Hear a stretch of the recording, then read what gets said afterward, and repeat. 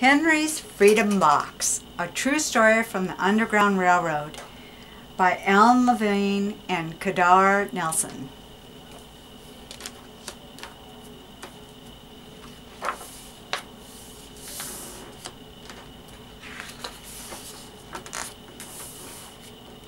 Henry Brown wasn't sure how old he was. Henry was a slave, and slaves weren't allowed to know their birthdays.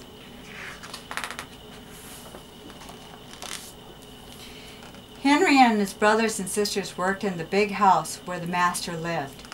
Henry's master had been good to Henry and his family, but Henry's mother knew things could change. Do you see those leaves blowing in the wind? They are torn from the trees like slave children are torn from their families.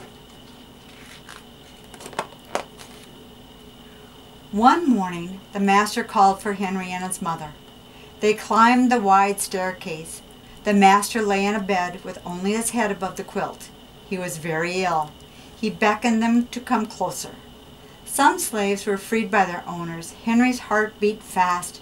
Maybe the master would set him free. But the master said, "You are a good worker, Henry. I am giving you to my son. You must obey him and never tell a lie." Henry nodded, but he didn't say thank you. That would have been a lie. Later that day, Henry watched a bird soar high above the trees. Free bird, happy bird, Henry thought.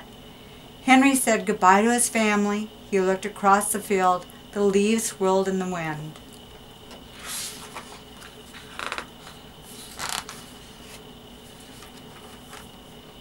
Henry worked in his new master's factory. He was good at his job. He did not tear that "Do not tear that tobacco leaf," the boss yelled at the new boy. He poked the boy with a stick. If you made a mistake, the boss would beat you. Henry was lonely. One day he met Nancy, who was shopping for her mistress. They walked and talked and agreed to meet again. Henry felt like singing, but slaves didn't dare sing in the streets. Instead, he hummed all the way home.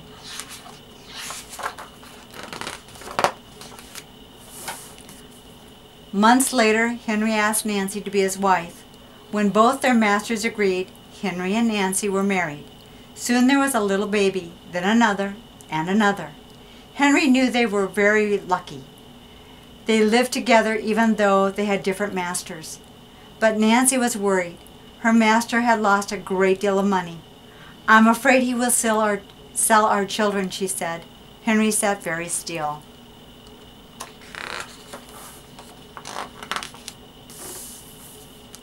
Henry worked hard all morning. He tried to forget what Nancy had said. His friend James came into the factory. He whispered to Henry, "Your wife and children were just sold at the slave market." "No!" cried Henry. Henry couldn't move. He couldn't think. He couldn't work.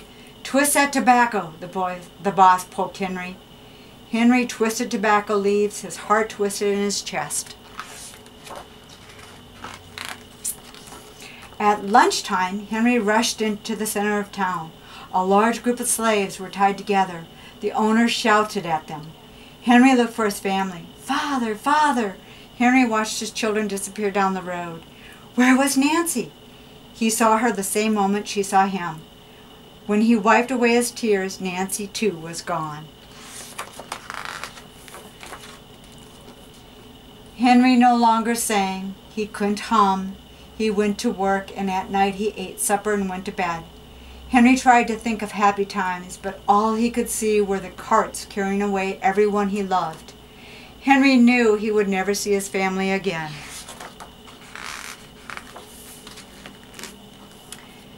Many weeks passed. One morning Henry heard singing. A little bird flew out of a tree into the open sky, and Henry thought about being free. But how? As he lifted a crate, he knew the answer.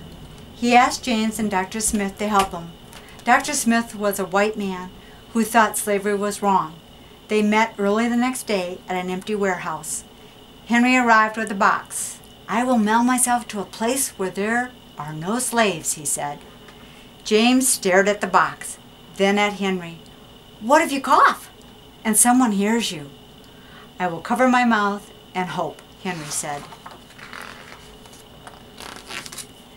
Dr. Smith wrote on the box, to William H. Johnson, Arch Street, Philadelphia, Pennsylvania. Henry would be delivered to friends in Philadelphia. Then he printed on the crate in big letters, this side up with care.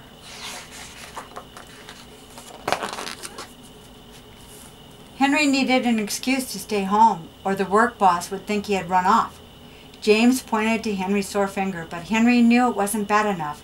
He opened a bottle of oil of vitriol. No, cried James. Henry poured it on his hand. It burned his skin to the bone. Now the boss would have to let him stay home. Dr. Smith bandaged Henry's hand. They arranged to meet the next morning at 4 o'clock. The sun was not up yet when Henry climbed into the box. Ready? He said. James knelt down the lid. Dr. Smith and James drove to the station. The railway clerk tipped the box over and nailed a paper to the bottom. Dr. Smith begged to the clerks to be careful, but they didn't listen. They threw the box onto the baggage car. Hours passed. Henry was lifted up and thrown again, upside down. He heard waves of splashing. This must be the steamboat headed for Washington, D.C. The ship rode smoothly, but Henry was still upside down. Blood rushed to his head. His face got hot. His eyes ached. He thought his head would burst, but he was afraid to move. Someone might hear him. I'm tired of standing, someone said. Why don't we move that box and sit on it, said another. Henry held his breath. Could they be talking about his box? Henry was pushed. The box scraped the deck. Now he was on his right side, now on his left, and suddenly right side up. What do you think is in here? Said the first man. Mail, I guess, said the other.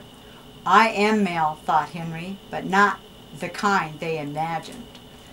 Henry was carried off the steamboat and placed in a railroad car, this time head up. He fell asleep to the rattling sound of the train wheels.